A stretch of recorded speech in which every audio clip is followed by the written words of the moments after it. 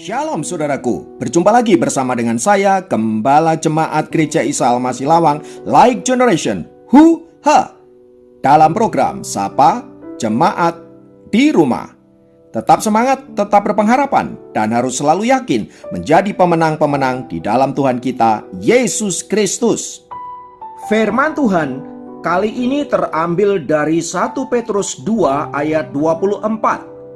1 Petrus 2 ayat 24 berkata, "Ia sendiri telah memikul dosa kita di dalam tubuhnya di kayu salib, supaya kita yang telah mati terhadap dosa hidup untuk kebenaran.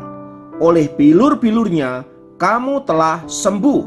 Saudaraku, seorang pria bernama John McNeil pernah menceritakan pengalamannya memelihara seekor anak Raja Wali bersamaan dengan sekawanan ayam. Ternyata anak Raja Wali itu bertumbuh besar, namun sayang tidak bisa terbang. Dia hidup seperti ayam-ayam lainnya, tanpa belajar untuk terbang seperti layaknya seekor burung Raja Wali. Suatu kali, McNeil memutuskan untuk mengajar burung Raja Walinya terbang. Ia mengangkat burung itu dan melemparkannya tinggi-tinggi ke udara dengan harapan agar ia bisa terbang sendiri. Namun apa yang terjadi saudaraku, burung itu kelihatan ketakutan dan tidak bisa terbang. Saat di udara, burung itu melihat kawanan ayam yang ada di bawahnya, lalu ia terjatuh kembali ke tanah. McNeil terus mencoba berulang-ulang agar burung Raja Walinya bisa terbang. Tetapi setiap kali burung itu melihat ke arah bawah, ia terjatuh kembali. Suatu ketika, McNeil memiliki ide yang baru. Ia mengangkat burung Raja Wali itu dan mengarahkan kepalanya ke atas, menatap ke arah matahari. Tiba-tiba, burung Raja Wali itu merentangkan sayapnya, lalu ia mengangkat kepalanya tinggi-tinggi dan memekikkan suaranya, lalu ia melompat dari tangan tuannya dan mulailah ia terbang membumbung tinggi. Kini burung Raja Wali itu berhasil terbang. Pertanyaannya, apa yang menyebabkan burung itu bisa terbang? Rupanya ketika burung itu menatap ke atas, menatap matahari, ia memiliki kepercayaan diri untuk terbang dan kemudian mengerahkan seluruh tenaganya di sayapnya sampai pada akhirnya ia benar-benar bisa terbang tinggi. Saudaraku, dalam perjalanan hidup kita di dunia yang penuh dengan berbagai lika-liku tantangan, tidaklah mudah untuk kita lewati. Tak jarang kita jatuh dan bahkan tergeletak. Mungkin kita bertanya-tanya apa yang seringkali menyebabkan kita terjatuh dan bahkan tidak berdaya. Belajar dari kisah Raja Wali di atas, saudaraku, ada kemungkinan karena selama ini kita cenderung memandang ke bawah. Entah itu pada diri kita sendiri yang lemah, yang frustrasi dan tidak berdaya, atau kepada orang lain yang seringkali mengecewakan kita, atau juga kepada dunia yang seringkali menjatuhkan kita.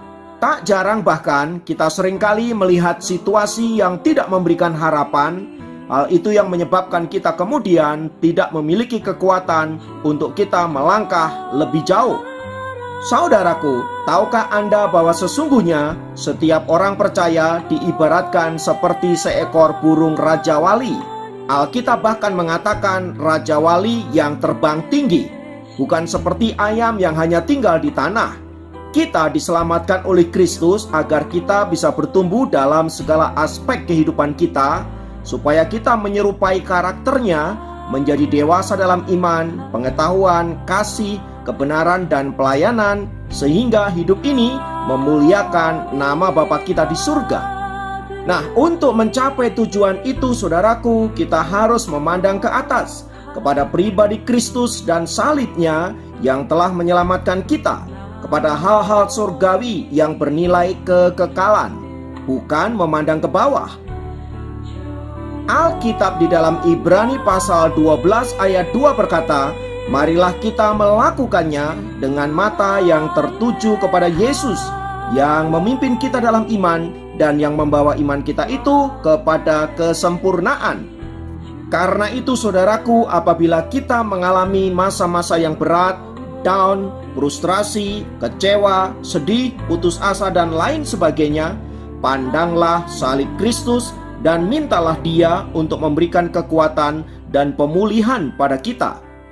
Mengapa kita harus memandang salib Kristus, saudaraku? Karena di salib itu adalah lambang penderitaan, lambang penghinaan, lambang kegagalan. Namun oleh Kristus, di salib itu Ia telah menaklukkan kuasa maut, mengalahkan kuasa dosa dan kuasa iblis.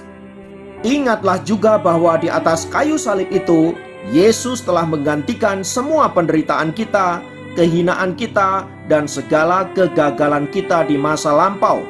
Oleh kuasa salibnya kita diselamatkan. Dan oleh kuasa salibnya juga kita menerima kesembuhan. Sebagaimana ayat firman Tuhan yang telah kita baca di atas, saudara-saudara, bahwa oleh bilur-bilurnya kita telah mengalami kesembuhan.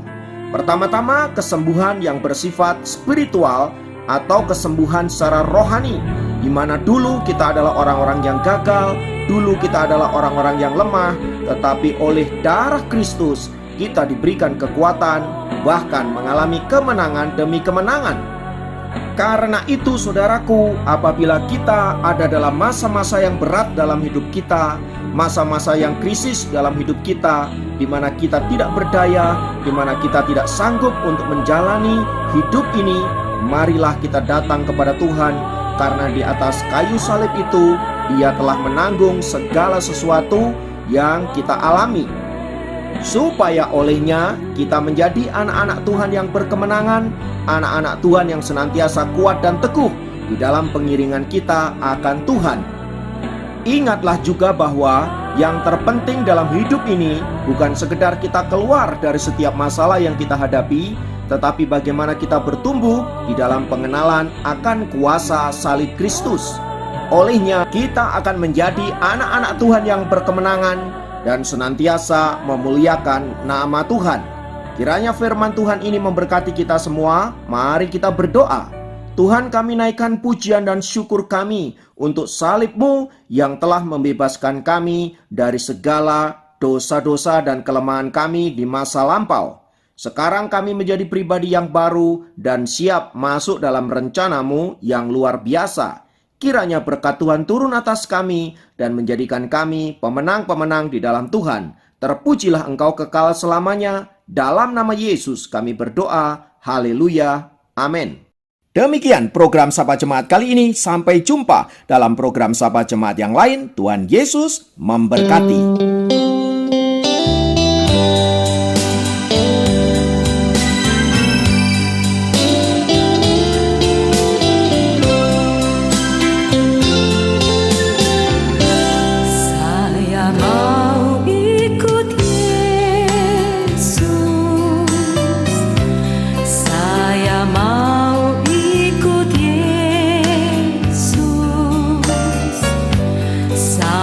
Selama-lamanya saya mau ikut Yesus, saya mau ikut Yesus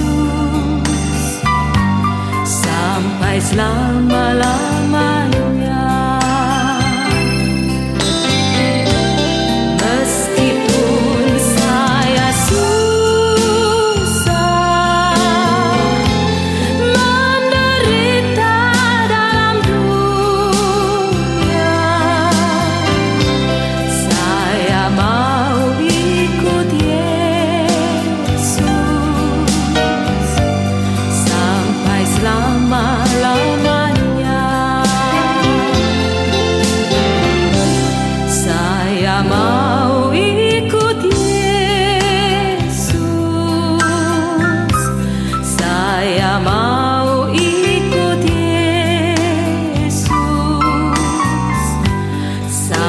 Selama